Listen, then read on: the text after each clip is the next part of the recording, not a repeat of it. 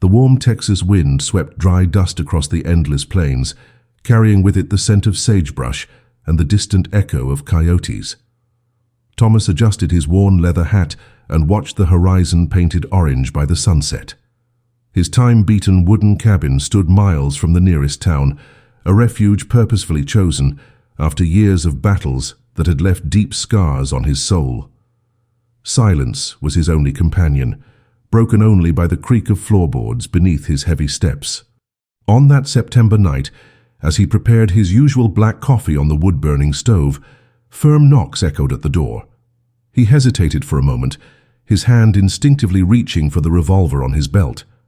Visitors were rare in those parts and usually didn't bring good news. Opening the door, he found two identical girls, no more than 10 years old, with eyes as blue as the morning sky and simple cotton dresses. "Our mama loves you," they said in unison, their small voices cutting through the night air like sharp blades directly to his heart, already hardened by years of solitude. The name Abigail exploded in his mind like ignited gunpowder, bringing back memories he had buried under layers of bitterness and regret. The twins explained with the seriousness of miniature adults that their mother was sick, had been coughing blood for weeks, and murmured his name during feverish nights. Sarah and Mary were their names, and on their delicate faces they carried Abigail's unmistakable features, the curve of her lips, her high forehead, that determined look that had captivated him decades ago. Thomas felt his chest tighten as he calculated the years. 15 years since he had left for war, swearing to return to marry her. 15 years of silence, of unsent letters, of a love he believed dead, but which now resurfaced through these two children. The coffee grew cold in the metal mug as he tried to process the information. Abigail was alive but sick, and these girls, his daughters. The thought hit him like a punch to the gut. He invited them in, watching as they looked around the Spartan cabin with childlike curiosity, their small bare feet leaving marks in the dust on the floor. The journey to town began before dawn, with the twins riding his bay horse and him walking beside them, guiding them along the rocky trail. The sun rose slowly, painting the sky in pink and gold hues, while the scent of sage and blooming cacti perfumed the morning air. Sarah, the more talkative of the two, spoke of life in town, how her mother sewed dresses for high society ladies and sang lullabies about a brave man who left to defend his homeland. Mary remained silent, but her observant eyes missed none of Thomas's movements, as if trying to decipher whether he was the hero of her mother's stories or just another stranger. As they approached the town, Thomas felt the weight of the curious stares from the residents. Some recognized him. After all, few would forget the young farmer who had courted the beautiful Abigail Foster before the war. Whispers spread through the dirt streets like fire on dry straw. In the saloon, men with dirty hats and unshaven beards speculated about the true intentions of his return, while women in long dresses whispered behind fans on the porches of wooden houses. Abigail's house was on Main Street, a modest two-story building with a small flowered porch and lace curtains in the windows. Thomas stopped before the white-painted wooden gate, his heart pounding erratically, like a lovesick teenager's. The twins ran ahead, eager to show their mother they had completed their mission. He followed slowly, each step echoing his worn boots against the porch planks. The door opened before he could even knock, revealing Abigail leaning against the frame. She was thinner, with fine wrinkles around her blue eyes, but still possessed that serene beauty that had enchanted him in his youth. Her golden hair, now with strands of silver, was pulled back in a loose bun. "Thomas," she murmured, her voice hoarse but still musical. "You came." There was no accusation in her words, only a deep sadness mixed with evident relief. He removed his hat, revealing graying hair and a face marked by sun and battles. "Abigail," he replied, his voice choked. The girl said you were sick." She nodded weakly, inviting him into the simple but cozy living room where the scent of cinnamon and vanilla evoked memories of happier times. The conversation flowed slowly, like spring water between stones, laden with unspoken words and regrets. Abigail spoke of the difficult years after he left, how she discovered she was pregnant and decided to raise the girls alone, refusing suitors to preserve the memory of the love she had felt for him. Thomas spoke of the battles, the lost comrades, the fear of returning and finding she had moved on with another man. The twins played in the yard, their childlike laughter mingling with the sparrow's song as evening approached. Meanwhile, in the street, groups of men gathered at the saloon, their voices raised by whiskey and indignation. Jacob Morrison, who had courted Abigail during Thomas's absence, led the inflamed discussions about the veteran's audacity in returning to claim a family he had abandoned. The tension grew like a storm forming on the horizon, threatening to erupt at any moment. Thomas knew his presence was dividing the community between those who saw him as a hero, deserving a second chance, and others who considered him a coward, undeserving of forgiveness. As he held Abigail's fragile hand, feeling the feverish warmth of her skin, he understood that he would have to fight not only the town's prejudices, but also his own internal demons. The final confrontation happened on a moonlit night, when Jacob and his supporters surrounded Abigail's house, demanding that Thomas leave and let the family be. He stepped onto the porch, his hands steady but away from his weapons, facing the hostile stares with the dignity of one who had learned that true courage was not in running from problems, but in taking responsibility for one's choices. "I came to take care of her and the girls," he declared, his voice echoing down the silent street. "I don't intend to leave again." Tension hung in the air like thick smoke, until Sarah and Mary appeared at the door, holding their weakened mother's hand. "This is our daddy," Sarah said with the innocent conviction of children. "Mama always said he'd come back." Those simple words, spoken by a 10-year-old, carried more weight than any adult argument. Gradually the crowd dispersed, some ashamed, others still grumbling. Jacob left last, but not before warning Thomas that he would be watching his every move. That night, sitting at Abigail's kitchen table, savoring a bowl of stew and listening to the twins talk about their dreams, Thomas finally understood that true love is not just about embarking on grand adventures, but primarily about choosing to stay and build something lasting, even when the whole world seems to conspire against that decision. The first rays of sun streamed through the lace curtains of the window, waking Thomas from the most peaceful sleep he'd had in years. The aroma of frying bacon and fresh coffee wafted from the kitchen, mingling with the delicate scent of lavender that Abigail always wore. He descended the creaking wooden stairs, finding the twins already seated at the table, Sarah smeared with blackberry jam, while Mary ate her scrambled eggs with the delicacy of a small lady. Abigail was by the stove, despite the persistent cough that bothered her during the early hours of the morning. "Good morning, Papa," the girls said in unison, and that simple word still made his heart race. Thomas approached Abigail, noticing how she leaned on the counter for balance. "You should be resting," he murmured, gently touching her shoulder. She smiled, that smile that had won him over decades ago. "I have a family to take care of now," she replied. And for the first time in 15 years, Thomas felt that he truly belonged somewhere. Outside the window, the town slowly woke up, smoke rising from chimneys as merchants opened their shops on Main Street. Integration into the community proved more challenging than Thomas had imagined. At the general store, where he bought groceries for the family, some residents greeted him with cordial nods, while others averted their gaze or whispered acidic comments about men who abandon pregnant women. Martha Henderson, owner of the fabric shop, was particularly harsh. "I hope this time you have the courage to stay," she said, weighing the sacks of flour with abrupt movements.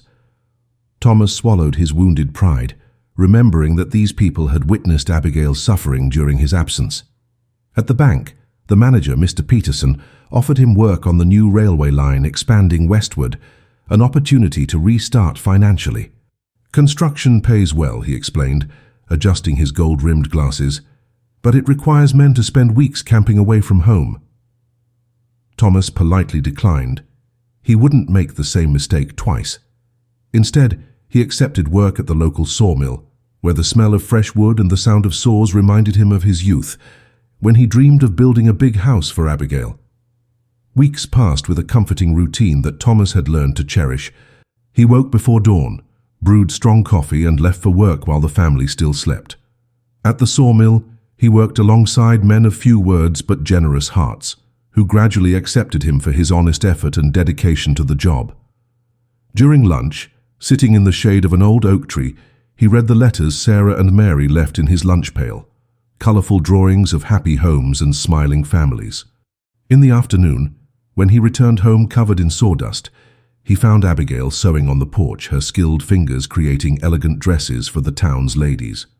"How was your day?" she always asked, and Thomas marvelled at the domestic simplicity he once found tiresome. They dined together at the oak table he was refinishing himself, the twins telling school stories, and Abigail sharing neighbourhood news. These simple evenings, illuminated by the yellow glow of the oil lamp, became the most precious moments of his life. Abigail's health, however, continued to gradually deteriorate. Dr. William Hayes, the town doctor with grizzled moustaches and reading glasses, visited the house weekly, always leaving with a grim expression. "It's consumption," he confirmed one rainy October afternoon as he put his stethoscope back in his leather bag. "Unfortunately, there's not much medicine can do besides keep her comfortable." Thomas felt the world crumble around him again, but this time he wouldn't run. He began to care for Abigail with tireless dedication, preparing herbal teas that Martha Henderson had recommended, reading her Bible passages during sleepless nights, and holding her hand when coughing fits left her exhausted. The twins, with the peculiar intuition of children, sensed the seriousness of the situation and began to spend more time with their mother, drawing colourful flowers and singing the lullabies she had taught them. "I'm not afraid," Abigail confessed one starry night as they watched the full moon from the bedroom window. "I know you'll take care of each other." Thomas squeezed her frail hand, silently promising to honour that trust. Autumn painted the Texas landscape with golden and orange hues, and Thomas found himself reflecting on life's ironies as he walked familiar trails with the twins.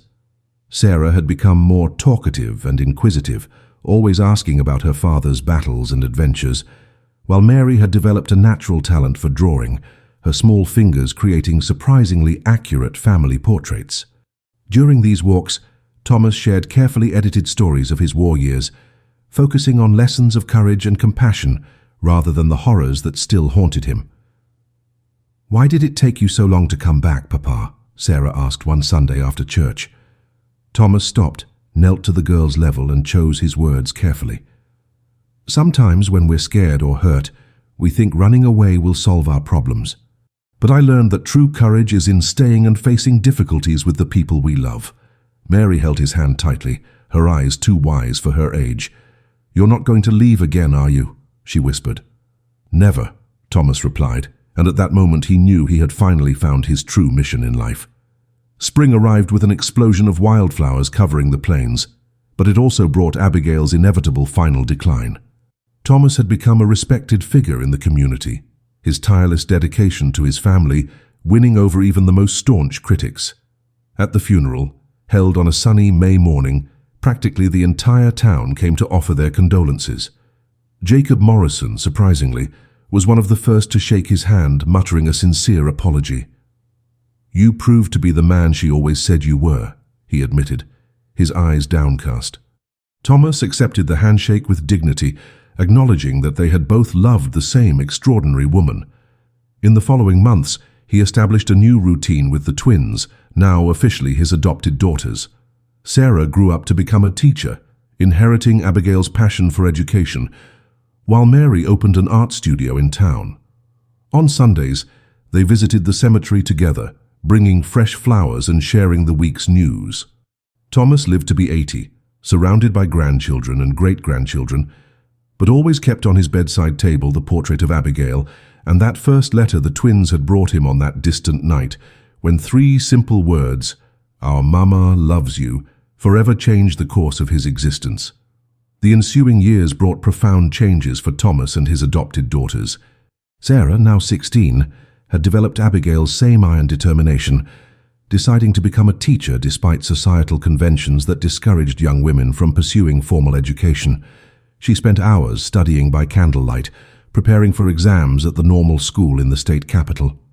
Mary, meanwhile, had discovered an exceptional talent for painting, her canvases capturing the arid beauty of Texas with a sensitivity that impressed even the most sophisticated visitors from big cities. Thomas had built a small studio in the back of the house, where the smell of oil paint mingled with the pine scent of freshly cut boards. On Saturday afternoons, he watched his daughters working on their projects, Sarah correcting math exercises for neighborhood children, and Mary painting landscapes that seemed to come alive under her delicate brushes. The house that had once housed only silence and solitude now overflowed with laughter, lively discussions about literature, and piano music that Mary had learned from Widow Morrison. These simple moments reminded Thomas daily that some of life's most important battles are won not with weapons, but with patience and unconditional love. Prosperity gradually came to the family through hard work and Thomas's growing reputation as a skilled carpenter. His specialty in custom furniture attracted clients from neighboring towns, who traveled long distances to commission ornate dressers and hand-carved dining tables. The extra money allowed for significant improvements to the house. New window panes replaced warped windows, floral wallpaper decorated the living room, and a second-hand but well-maintained piano was installed by the fireplace. Mary played classical pieces she had memorized, her fingers dancing over the yellowed keys with natural grace. Sarah contributed by tutoring the children of prosperous farmers, teaching literature and basic arithmetic with a patience that rivaled her late mother's. Savings grew steadily in a biscuit tin hidden under a loose floorboard, destined for the girls' future plans. Normal school for Sarah, and more sophisticated art supplies for Mary. Thomas felt a deep pride seeing how his daughters honored Abigail's memory through their talents and ambitions, transforming the pain of loss into fuel for personal growth and community contribution. Thomas's relationship with the community evolved from mutual suspicion to genuine respect and even admiration. In the saloon where he once faced hostile stares, he now participated in friendly conversations about local politics and cattle prices, his beer glass slowly warming as he listened to the other men's stories. Jacob Morrison had become an unexpected ally, often consulting Thomas on matters related to town development and attracting new businesses to the area. "You have a unique perspective," Jacob said one summer afternoon as they watched workers installing telegraph poles along Main Street. "Someone who has seen the world beyond these mountains." Thomas appreciated this recognition, but knew that his true accomplishment was not in his worldly experience, but in how he had embraced the domestic responsibilities that once haunted him. During church meetings, his voice was listened to with attention when discussing plans for the new school or proposals to improve the roads connecting the town to larger commercial centers.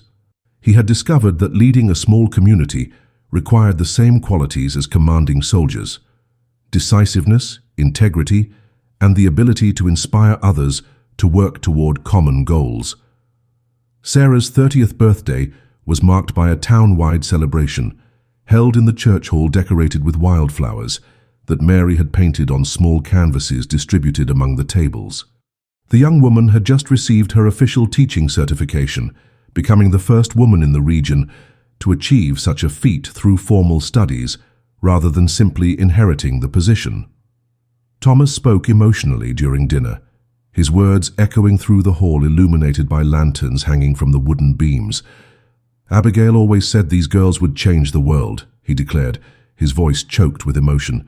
"Today I see how right she was." Sarah blushed deeply, but her eyes shone with determination. She had accepted a position at the new consolidated school that would serve 3 rural communities, a challenge that would require daily horseback commutes and managing students of various ages. Mary, now 28, had sold several paintings to collectors in Dallas and was planning a solo exhibition in the state capital. Watching his daughters blossom into independent and accomplished women, Thomas reflected on how destiny had conspired to give him a second chance, not just at love, but at fatherhood. The golden years brought grandchildren who filled the house with renewed energy, their high-pitched voices echoing through the hallways where Thomas had once walked alone. Sarah married the young doctor, who had replaced Dr. Hayes, and their 3 children divided their time between playing in the yard and study sessions supervised by their mother. Mary remained single by choice, dedicating herself entirely to art and the care of her gracefully aging father. She had transformed part of the house into an informal gallery, where visitors admired Texas landscapes that captured the rugged majesty of the region with photographic precision and poetic sensibility. Thomas, now with completely white hair and hands marked by decades of manual labor, spent entire mornings on the porch watching his grandchildren play under the oak tree he had planted years ago. During these contemplative hours, he often conversed with Abigail's memory, telling her about the girl's progress and the little one's mischievous antics. "You did good," he whispered to the wind, imagining her voice responding through the gentle creak of the branches. The cycle of life continued, but now Thomas deeply understood that some of life's most valuable inheritances are not measured in money or property, but in the ability to transmit love, values, and the courage to remain true to the people who matter most. On a serene autumn morning, as golden leaves fell like natural confetti around the porch, Thomas found among Abigail's old papers a letter she had written but never sent, dated a few months after his departure for the war. With trembling hands, he unfolded the time-yellowed paper and read words that made him weep for the first time in decades. "My dearest Thomas," the letter began, "I know you left carrying fears about our ability to build a life together, but I want you to know that our love is strong enough to overcome any storm." She described the first signs of pregnancy, her determination to raise their daughters with pride in having a hero father, and most importantly, her unwavering faith that he would return when he was ready to be the man they both knew he could become. The letter ended with a promise. "I will be waiting no matter how long it takes, because some loves are eternal." Thomas carefully folded the paper, placed it in his shirt pocket close to his heart, and walked to the cemetery where Abigail rested under the young oak tree that had grown majestic over the years. Sitting by the simple but well-kept headstone, he finally understood that his entire journey, the war, the years of self-imposed exile, the hesitant return, and the building of a family, had been orchestrated by destiny to teach him that true heroism is not in leaving for distant battles, but in choosing to stay and fight for the happiness of the people we love. The dawn of the new century brought dramatic changes to the small Texas town that Thomas had learned to call home. The railroad finally arrived, bringing with it the deafening roar of steam locomotives and the acrid smell of burnt coal that mingled with the familiar sagebrush aroma of the plains. Merchants from big cities established modern stores on Main Street, their shop windows displaying manufactured goods that competed with local handmade products. Thomas observed these transformations with a mixture of fascination and melancholy, remembering the days when he knew every face in town and every family had its story intertwined with the others. Sarah adapted quickly to the novelties, incorporating modern pedagogical methods into her lessons and corresponding with progressive educators from other states. She had become a fierce advocate for girls' education, organizing evening lectures where young women learned about civil rights and emerging professional opportunities. Mary, on the other hand, found inspiration in the changes, painting portraits of modernization that documented both the nostalgia and the hope of a transitioning era. Her canvases captured sweaty railroad workers, elegant ladies in elaborate hats alighting from luxurious rail cars, and fascinated children watching the first motorized carriages. Thomas's grandchildren grew up in a world radically different from the one he had known in his youth, and he constantly marveled at their cosmopolitan perspectives and boundless ambitions. James, Sarah's eldest son, showed exceptional aptitude for mechanics, spending hours disassembling clocks and small engines to understand their intricate workings. He dreamed of studying engineering at the State University, a goal that seemed impossible only a generation before. Elizabeth, his younger sister, inherited Mary's artistic talent and Sarah's educational passion, creating detailed illustrations for children's books that she herself wrote. The youngest, little Thomas Jr., showed early signs of natural leadership, organizing elaborate games in the backyard and mediating disputes between friends with surprising wisdom for his 8 years. During Sunday dinners, the expanded table accommodated 3 generations, discussing topics ranging from national politics to recent scientific discoveries, with Thomas often serving as a wise moderator when conversations became too heated. These moments reminded him daily of how a single courageous decision, opening the door on that distant night, had created ripples that expanded through generations, influencing lives yet unborn. Thomas's health began to decline gradually after his 70th birthday, but he faced the physical limitations with the same stoic dignity that had characterized his entire adult life. His arthritic hands could no longer handle precision tools with the skill of before, forcing him to accept James's help on carpentry projects he used to complete alone.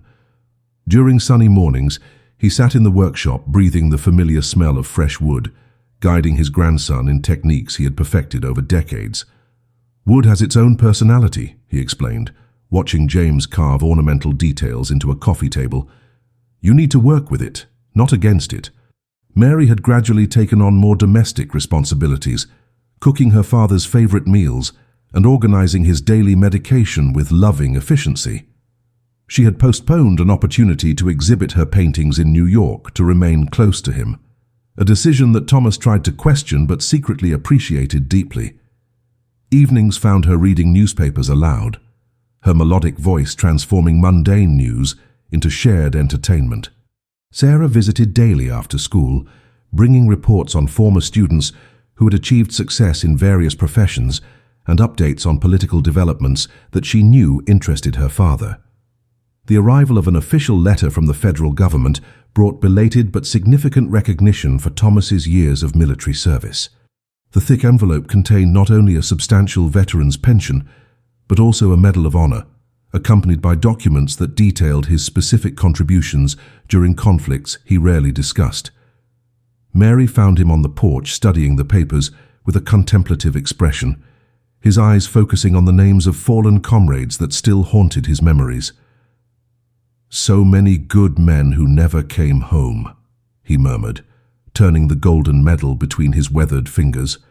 The official recognition provided additional financial security for the family, but more importantly, validated internal struggles that Thomas had carried silently for decades. Sarah suggested organizing a community-wide celebration, but he preferred a private ceremony with only the immediate family present. During a special Sunday dinner, he presented the medal to his grandchildren, explaining how military service had shaped his character, but emphasizing that his greatest achievements were the relationships he had nurtured after returning from war. Young Thomas Jr. held the medal with reverent awe, promising solemnly that he would always remember the stories that his grandfather had shared. That evening, surrounded by loved ones and reflecting on a life lived fully despite his early mistakes, Thomas felt profound gratitude for the unexpected turns that had led him home. Thomas's last winter was marked by the serenity of someone who had made peace with both his past and his inevitable future.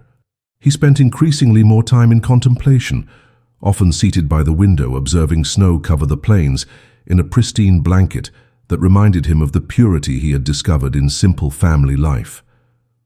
Mary had arranged his bedroom near the fireplace, where constant warmth eased his aching joints, and the soft crackling of burning logs provided a soothing backdrop for his wandering thoughts.